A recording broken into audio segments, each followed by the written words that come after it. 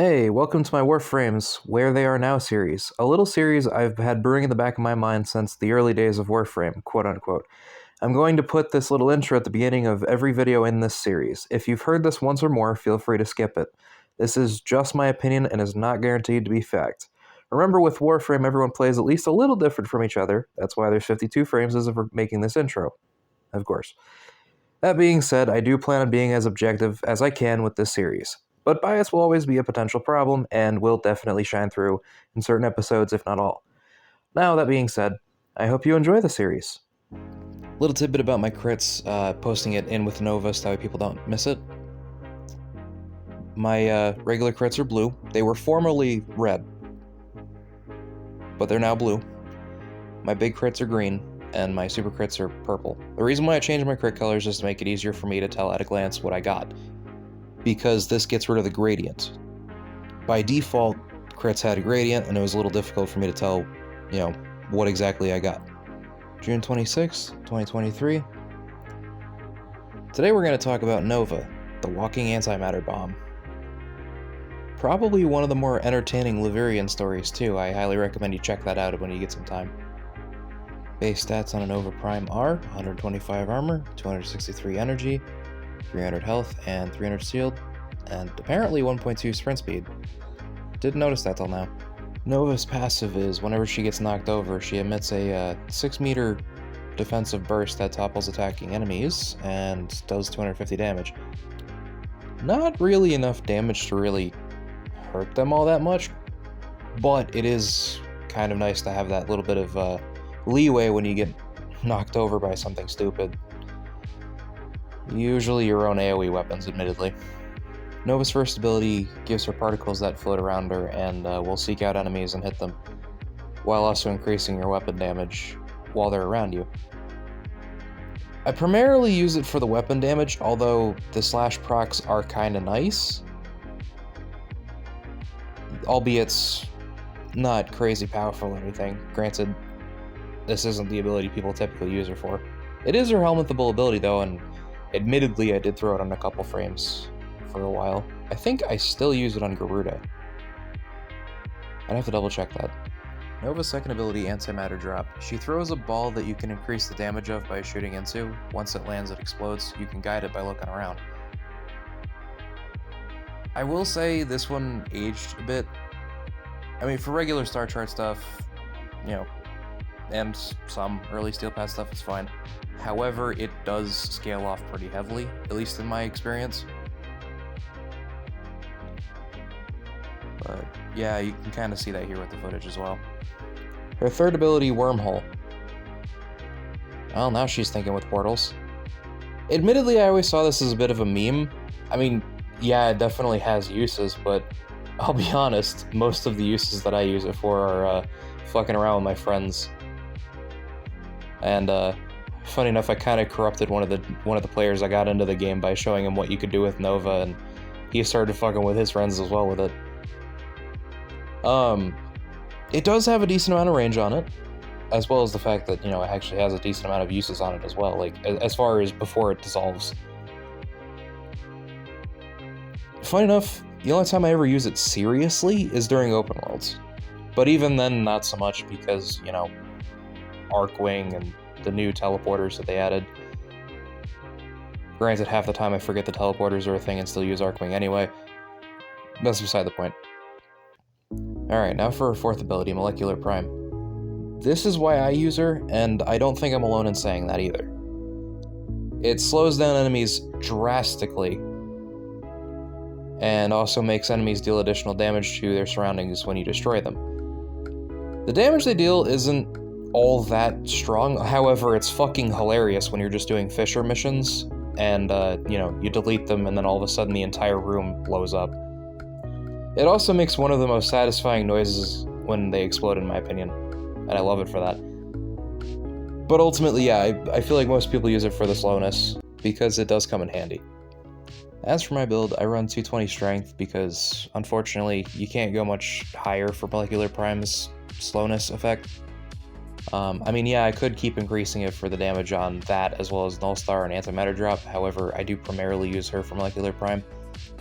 And honestly, at 220 strength, antimatter drop does enough.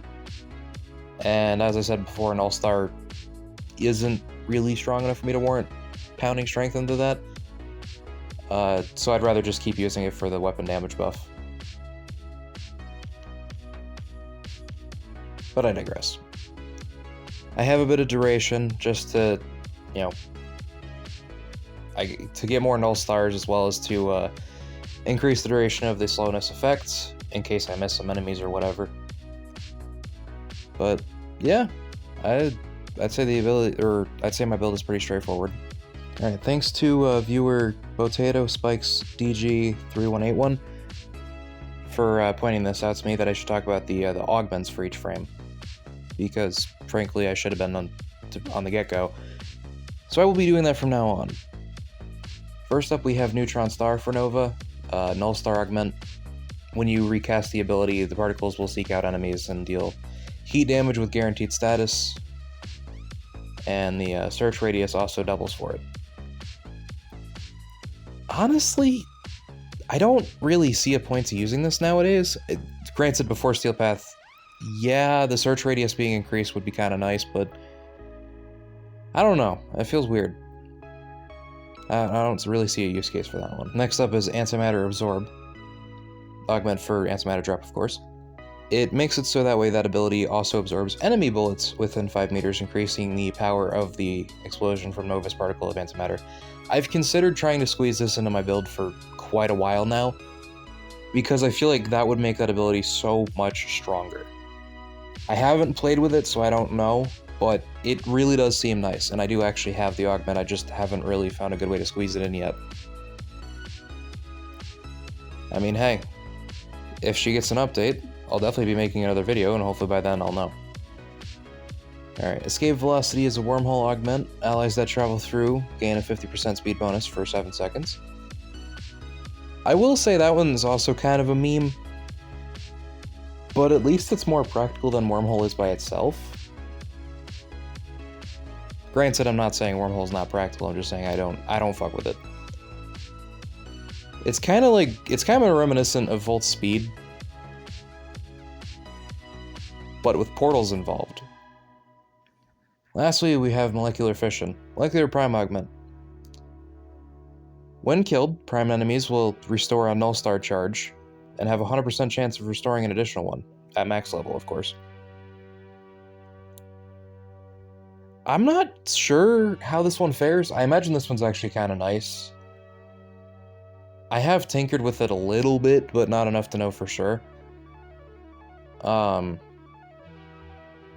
Frankly, I ended up taking it off for the reasons I mentioned with Null Star before, but I'm sure that there's a build out there for it. I'm absolutely sure. So how does this frame fare for Deviri? Well, unsurprisingly, she's a goddamn menace in regular Deviri content. I will say she's absolutely hilarious against Kullervo. Annoyingly, Molecular Prime doesn't slow Kullervo, unless that changed recently. I don't think it has. I only ever got her once for Kullervo, and that was the first day that it came out, so it's possible they changed it, but I doubt it. But yeah, no, Molecular Prime doesn't slow Kullervo, which honestly, if you ask me, is totally fair. Antimatter Drop is kind of funny if you have a good weapon to go with it. But anyways, with the regular Undercraft, unsurprisingly, she's goddamn terrifying. With Steel Path Undercroft, as long as you have the survivability via Archon Shards or whatever, she's actually quite good. I mean, she's good for regular Steel Path, so that makes a lot of sense. But yeah, she's actually quite good. I will say I wouldn't go as far into the Steel Path circuit as I do with some other frames. However, she is good for first few, you know. If there aren't any better options for you, granted, if you have a Tank Nova, as funny as that is to say, if you have a Tank Nova, I imagine she'd be great for having her in the long run. I don't have any shards on mine. I will say if I do, or I shouldn't say if, when I do, I'm going to throw some into tanking to make her a bit hardier. Overall, I'd say Nova's aged alright. Definitely not as well off as some of the older frames, but definitely not in as rough of a spot as others. My main complaint with her is her lack of survivability, and also the same complaint that a lot of players have been having for a while now, and that's with the Xmas Overguard rework. The only thing I don't like about the Xmas is the Overguard, or more accurately, the way Overguard works. I think CC should affect them. And I feel like Nova, and funny enough, I should have mentioned this with Valbin, Valbin is also a case of this as well. Though, I feel like Limbo's the one that got it the worst, considering the fact that some of the Xmas can just waltz right into the rift and kill him anyway. Without, being on the same plane as him. Granted, I did hear that changed, but I also don't play Limbo often enough to know for sure. Granted, at some point I'm gonna have to, because his video is coming up. But yeah, that's the only real complaint I have with Nova. And that's not even a complaint about Nova.